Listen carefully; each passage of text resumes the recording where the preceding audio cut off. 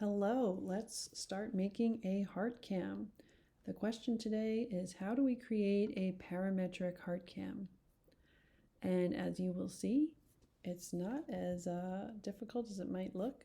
We just have a few dimensions that we need to define.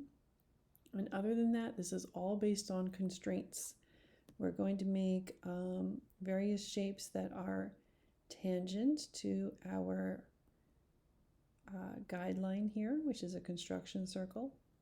And that kind of keeps everything in proportion because we're using our configuration variables and we're using various tangent constraints. So why don't we take a look and get started. Got my on-shape window here, and this is how my heart cam came out. This is kind of what we're going for. I'm going to go ahead and create a new document so that we can get started together.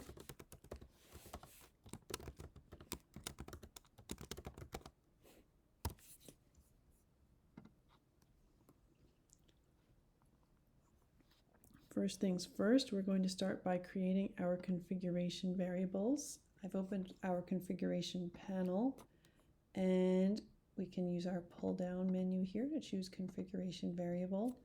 First is the nominal diameter, and it's going to be 2.5 inches. That's what we've been using on all of our cams. My drop-down menu dropped to the bottom of the page. I'm going to create an axle diameter, and that is again 0.25 inches, much like our prior cams. And last but not least, we need our thickness variable, THK, and again it is the same as our last few cams, 0.25 inches. Great. So now that my configuration variables are all set, I'm going to collapse my panel so I have more space for sketching.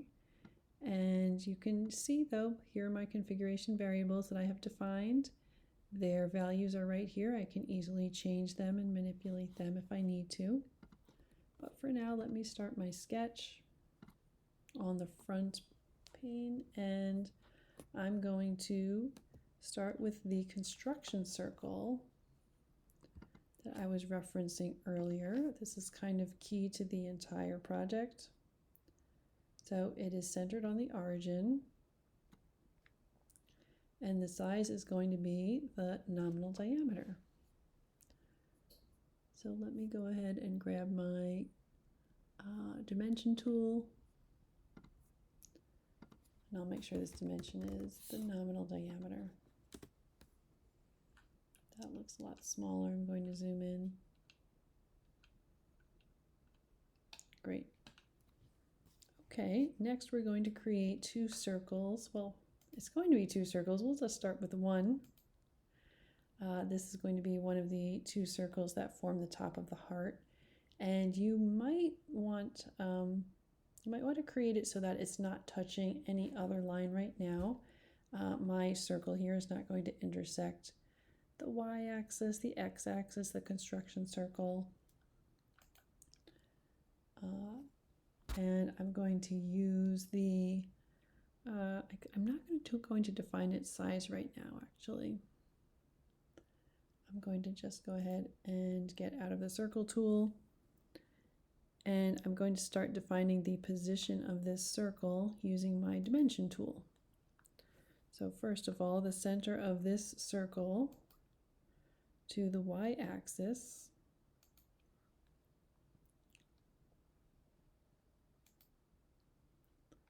is going to be the nominal diameter divided by 5. So the position is relative to the nominal diameter, and then the center of this circle to the x-axis is going to be a little bit smaller than that, the nominal diameter divided by 8. So it comes down a little bit. And because I do want to, as you may have guessed, we're going to keep part of this circle that's going to form one of the curves on the top of the heart. In order to make sure that we have two curves on top of our heart, we want another circle somewhere on this side, right? And what we're going to do is use the mirroring tool in order to make that happen. So when you choose the mirror tool, you are advised to select a mirror line. And if you may have guessed it already, we're going to use the y-axis here as our mirror line. And we're going to mirror one circle over this line so that we have a second circle that is basically symmetrical with the first. So in order to define the size of these circles, we're going to use the tangent tool. These circles are meant to be just barely touching the construction circle. That's what tangent means. You're basically just overlapping one point of this circle onto one point of that circle. So here we're going to select our first circle and the construction circle, and it affects both circles because of course they are constrained to be mirrored or symmetrical with each other. They're going to be the same size. So now that we have our larger circles defined, we're actually going to define our third of 4 circles. We're going to define a circle here for the bottom of the heart. It's going to be slightly rounded at the bottom. And we want to define the size, kind of like we did with our upper circles. I'm going to get out of the circle tool without defining a dimension. And I'm going to use my dimensioning tool to define the position of the circle. So from the x-axis here to the center of the bottom circle, we have a dimension of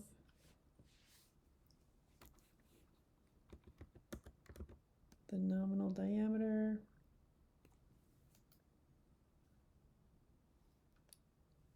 times times, that's a shift 8, 9 divided by 20. So that defines the position of this small circle.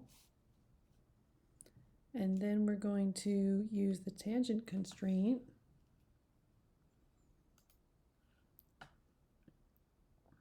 to define the size of the circle, just like that. And finally, we're going to use the vertical constraint to make sure that the center of our bottom circle is directly below the origin. Let me see how I'm going to show constraints so we can kind of see what we've got here. Yep, we've got our tangent constraint and we've got some vertical constraints. Great.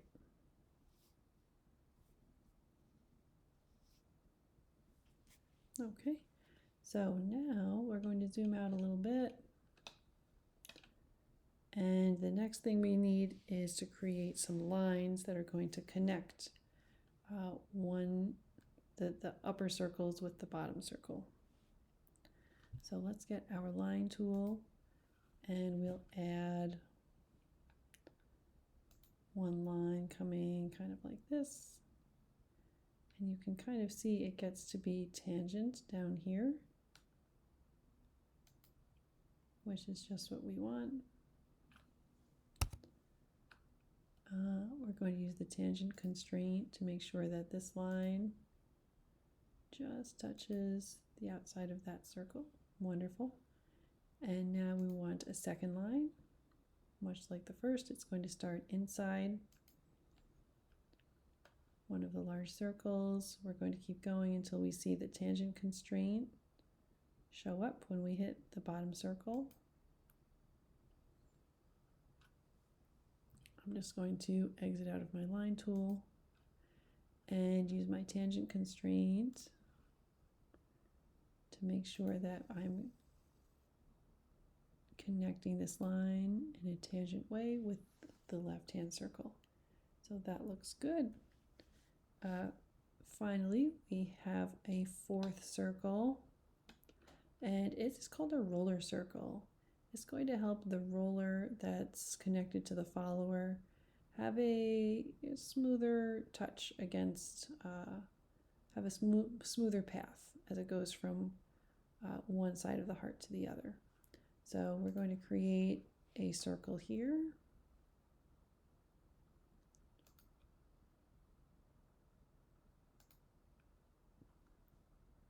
It should be tangent to both of our upper circles,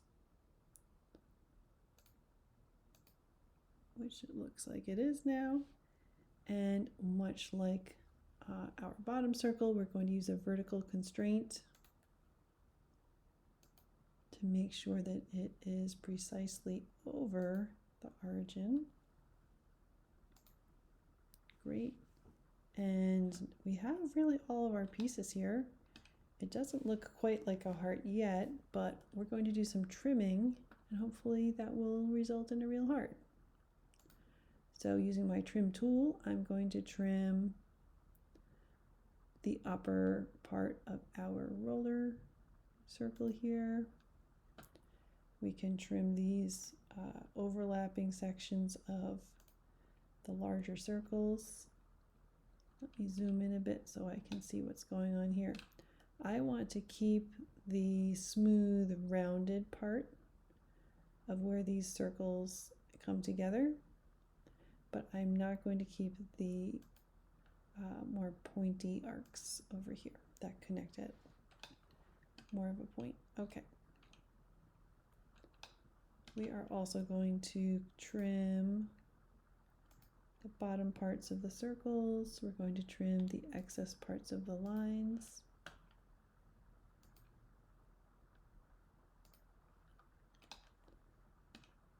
And there we go. We trimmed part of the bottom circle, and we are left with just a heart shape. This is what we want. So our heart cam is coming together. Next, we're going to need an axle hole. So we'll get our circle tool again. We're creating a hole, and the dimension is going to be the axle diameter minus 0.025.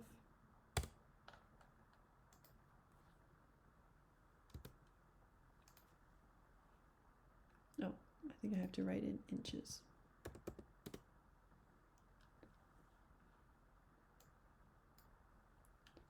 Great. So we are done with our sketch. We can accept our sketch and start extruding. So I'm going to select my heart. It should be the thickness and depth.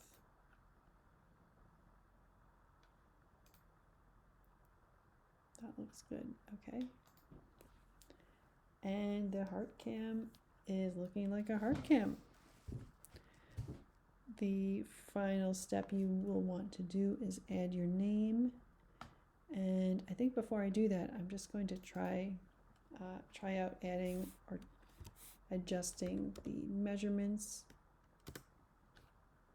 and seeing if my cam holds its shape.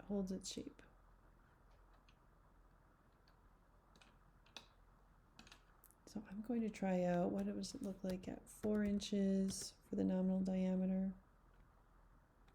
I lost my piece here.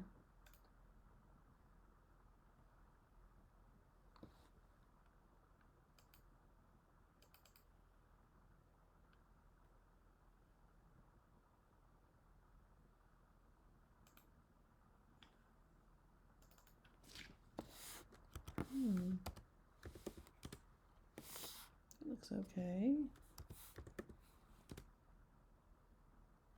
So I can see my heart grew a little bit. It looks like it wasn't happy when I went up to 4 inches. Yes, so something goes wrong with the geometry there.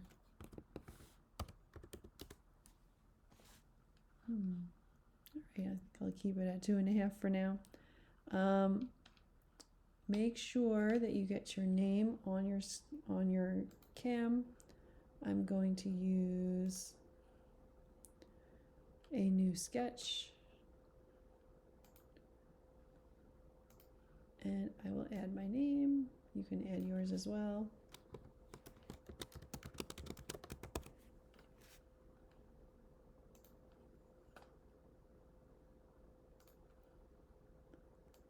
I'm going to position the left side 1/2 inch from the center, and I'll position the right side 1/2 inch from the center. That kind of keeps things symmetrical.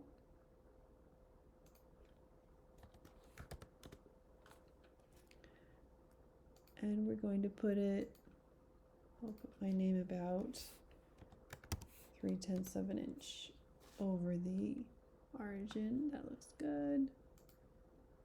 And we'll just do an extrude and we'll be ready to submit. So if I select my name, I'm going to make it, this is 0.05, whoops, as a remove. Great. So when you are ready to submit, make sure that you are showing hidden edges. My hidden edges are visible. And you're going to want to right click on sketch 1 and choose show dimensions. So you can kind of show all your hard work and show why your cam looks the way it does. So please do let me know, as always, if you have any questions, and good luck with the project.